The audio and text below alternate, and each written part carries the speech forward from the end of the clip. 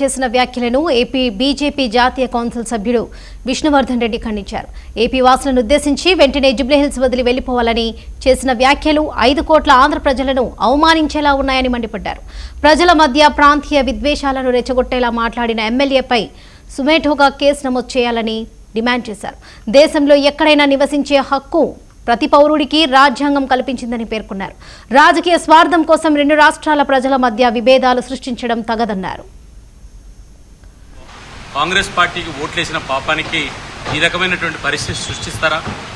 తెలంగాణ ప్రాంత ప్రజలు మీకు ఓటేసిన పాపానికి ఆ రాష్ట్రాన్ని సర్వనాశనం చేయాలనుకుంటున్నారా? ఈ రకంగా బెదిరిస్తే పెట్టుబడులు మీ రాష్ట్రానికి ఏ రకంగా వస్తాయి?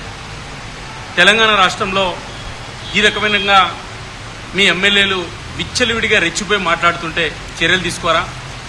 తెలంగాణలో భారతదేశంలో ఉన్న చట్టాలు ఆ రాష్ట్ర డీజీపీ గారు అమలు చేయరా? ఎమ్మెల్యే మీద ఎందుకు చర్యలు తీసుకోలేదు?